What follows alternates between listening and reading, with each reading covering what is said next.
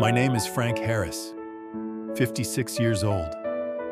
For 3 decades, I wore coveralls, smelled of gasoline, and carried grease under my fingernails no matter how hard I scrubbed. I wasn't ashamed. That grease built a roof over my family and put food on the table.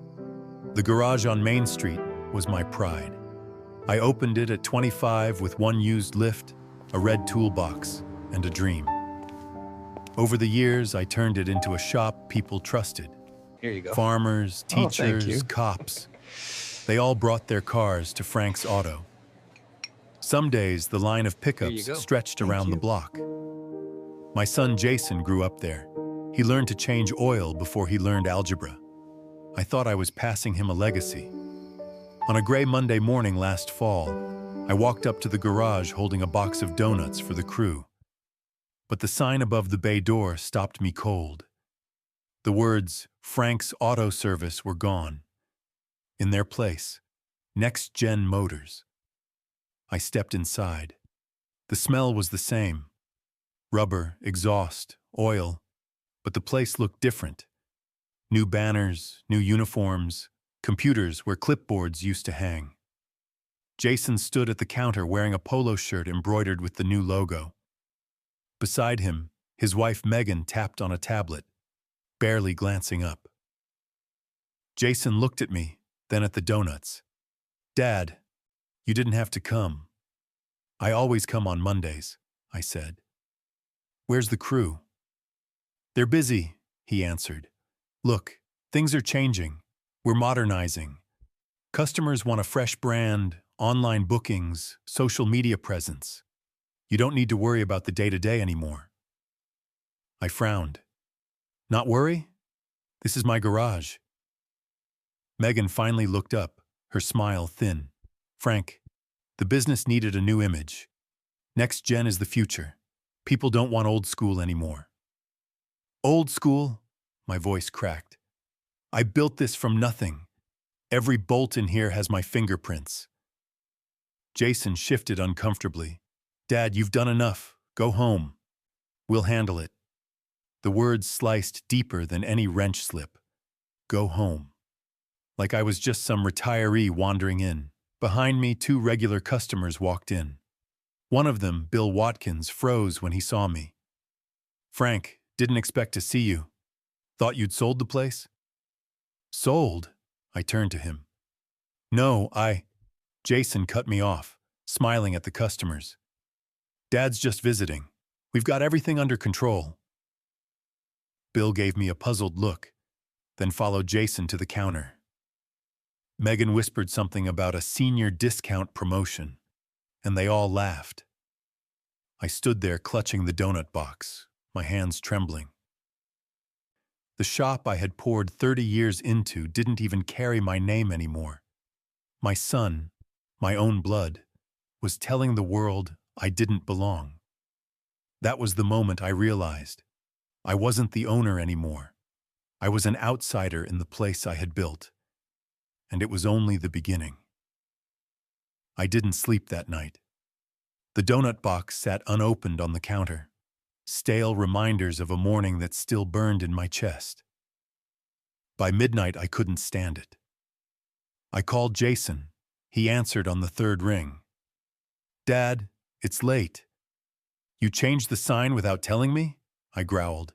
"You erased my name like I never existed." A pause. Then his cool reply. "It was a branding decision. Customers want modern, not some greasy old shop named after you." My grip on the phone tightened. That a greasy old shop paid your college bills. That shop bought your first car. Every customer that walks in knows me, not Next Gen. Megan's voice cut in, sharp as broken glass. "Frank, stop living in the past.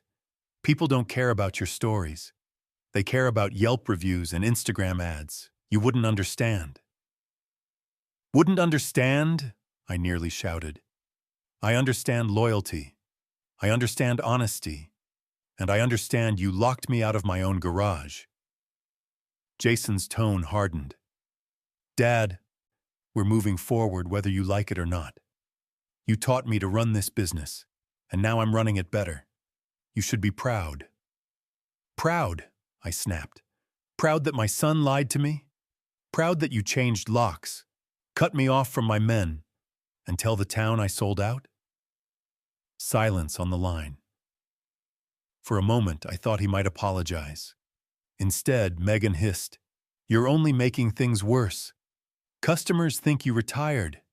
If you keep showing up, you'll confuse them. Maybe embarrass yourself." My chest burned. Embarrass myself?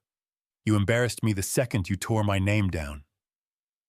Jason sighed, tired but cold. "Dad, you've done enough. Please, just stay home." I felt the words settle like chains. Stay home.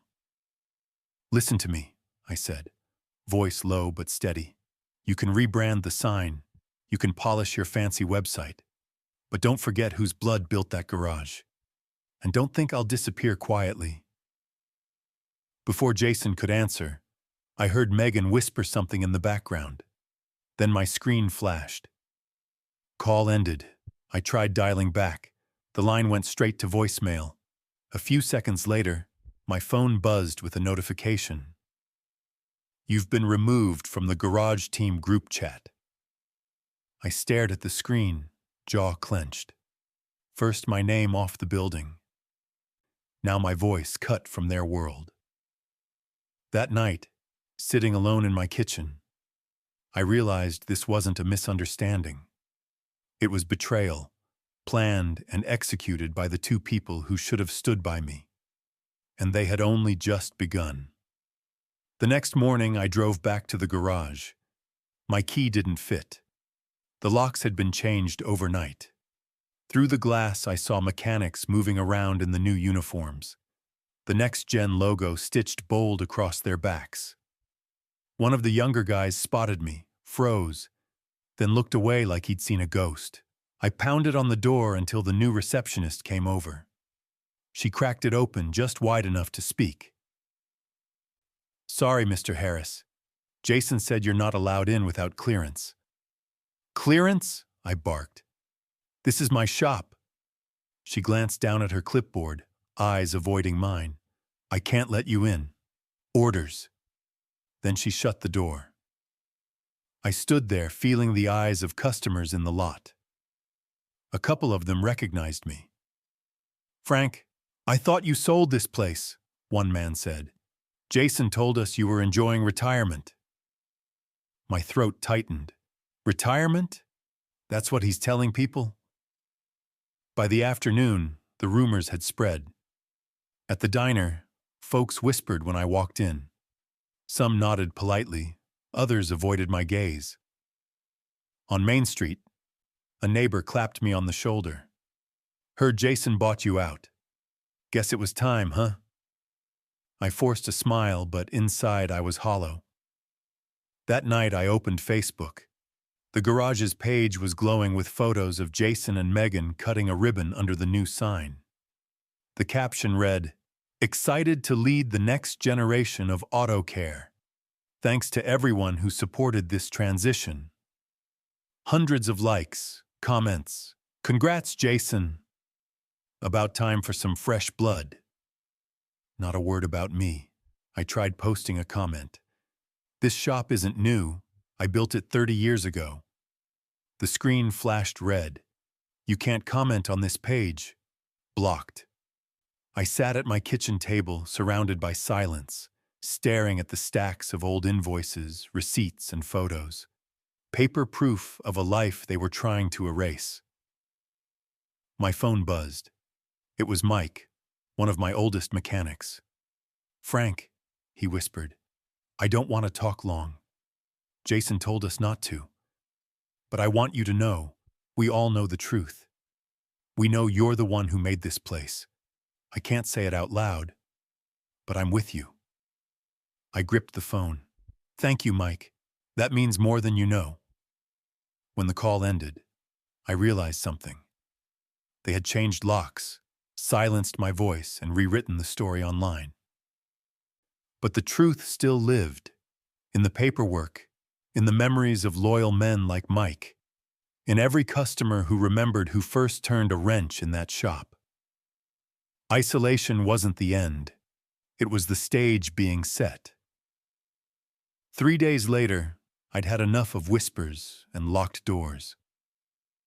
I pulled out a battered folder from the bottom drawer of my desk. Inside were the documents that mattered. The original business license with my name, the tax forms I'd filed every year, insurance policies signed only by me, 30 years of proof. I spent the night scanning them on my old printer. Then, just before dawn, I wrote a post on my Facebook page. Folks around town say I retired. Others say I sold my garage. The truth is simple. I built this shop with my own 2 hands, and my name is still the one on every license and permit. If you think I walked away, look at these papers. I haven't left. I've been locked out. I attached photos of the documents, then hit post. By noon, my phone wouldn't stop buzzing. Comments poured in. "That's not right, Frank. Everyone knows you built that place. Jason's been saying something different. What's going on? We'll take our business where the truth is respected." The post spread fast. Friends shared it. Old customers chimed in. Even former employees added their voices. Some defended Jason, calling it time for the next generation. But the tide had shifted. The town was divided. That evening at the diner, the usual crowd huddled over their phones. When I walked in, conversations stopped. Ralph, the owner, waved me over. "Frank, half the town's talking about you.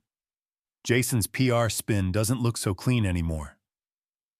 I sat down, sipping my coffee, heart pounding. For the first time in weeks, I wasn't invisible. The next day, Mike, the mechanic who had called me secretly, showed up at my porch. He held an envelope. "Frank, I can't keep quiet anymore. Jason told us you sold the shop, but I never saw papers. Here's a copy of last month's payroll. Your signature line is blank, but Jason signed it like he owns the place. Maybe that'll help." I looked at him. "You'd be willing to say this in public?" Mike hesitated, then nodded. "You gave me my first job. I won't watch them bury you." With Mike on my side, I knew what had to come next. That Saturday, I went back to Facebook, this time posting a short video. Behind me was the old neon sign, Frank's Auto, I'd kept stored in my shed. I leaned on it and spoke straight to the camera. "They painted over my name, but they can't paint over 30 years of blood, sweat, and grease. I've got witnesses, I've got papers, and I'm not done fighting." Within hours, the video spread wider than my first post. Customers started canceling appointments at Next Gen Motors. Rumors swirled that the bank had questions about who actually owned the shop. For the first time since the betrayal, Jason and Megan were on defense, and I was just getting started. The momentum was finally shifting my way until the mail brought a new blow. One thick envelope sat on my porch, stamped with the logo of First State Bank. I tore it open, expecting another routine notice. Instead, my knees went weak. Loan payment reminder, $180,000, past due. Borrower, Frank Harris. Collateral, Next Gen Motors Garage. I staggered into the kitchen, reading every line twice. The signature at the bottom looked exactly like mine, but I had never signed such papers. I called the bank immediately. "There's been a mistake," I said. "I never took out this loan." The representative's voice was calm but firm.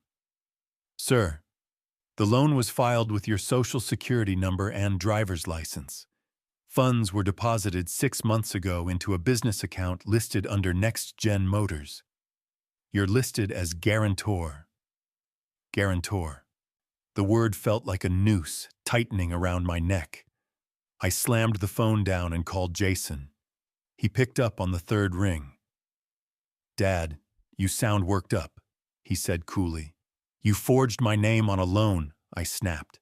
$180,000, Jason. Do you realize what you've done? Megan's voice chimed in, sharp and unapologetic. Relax, Frank. We invested it back into the business. New lifts, online ads, a partnership deal. It's growth. You should be thanking us. Thanking you? My voice shook. You used my name, my credit, my life's work as collateral. If this falls apart, it's me the bank comes after, not you. Jason tried the same smooth tone. Dad, it's paperwork. We'll make the payments. Customers are pouring in. You're worrying for nothing. But I could hear the strain behind his words. If payments were past due, they were already in trouble. That night, I called Rebecca Stone, a lawyer recommended by Ralph. I faxed her the documents. She called me back within the hour. Frank, this isn't just betrayal. This is fraud. If your son and daughter-in-law signed in your name, they've committed a crime. You need to protect yourself now before the bank comes after you. I stared at the papers on my table. The forged signature, the numbers, the lies. Rage simmered, but beneath it was steel. They locked me out of my garage, I told her. Now they've tried to bury me in debt. I'm done being quiet. Tell me what I need to do. Rebecca's voice was steady. We'll call a meeting. Bring your documents, bring your witnesses, and be ready, Frank. This is where you take back your life. I hung up, looking at the old neon Frank's Auto sign leaning against my wall. My hands tightened into fists. They thought ink on a page could erase 30 years of sweat. They were about to learn just how wrong they were. Rebecca moved fast. By Thursday morning, she had arranged a meeting at the garage itself. The place that had once been mine would now host the reckoning. She insisted on witnesses. Mike the mechanic, Ralph from the diner, even the bank's loan officer. When I arrived, the next-gen banner still hung above the bay door, but my neon Frank's Auto sign leaned in the back of my truck, waiting. Inside the office, Jason sat behind the counter in his embroidered polo. Megan tapped her tablet with her usual smirk. This is unnecessary, she said as Rebecca laid folders on the desk. The loan officer cleared his throat. Let's get to it. We have a $180,000 loan in Mr. Astur Harris's name. Payments are overdue. Rebecca slid the documents across the desk. And here is proof the signature was forged. Compare it to a verified sample from Frank's driver's license. The officer studied the pages, his eyes narrowed. The signatures don't match perfectly, and this routing number, he tapped the paper, goes to an account under Jason and Megan Carter, not Frank Harris. Jason's face paled. It's still his business, he muttered. No, I said firmly, standing. It's my business. Here's the original license. I spread out 30 years of permits, each with my name. Mike stepped forward, holding last month's payroll stub Jason had signed without authorization. I've worked here 15 years, Mike said loudly enough for the customers in the waiting area to hear. Frank's the only boss I've ever had. Ralph added his gravelly voice. Whole town knows who built this place. You can paint new logos, but you can't paint over the truth. Megan shot up from her chair. This is harassment. He's just bitter we modernized. Rebecca raised a hand. Modernization doesn't excuse fraud. The bank will pursue recovery from the real borrowers, Jason and Megan Carter. Frank is released from liability effective immediately. The loan officer nodded. Agreed.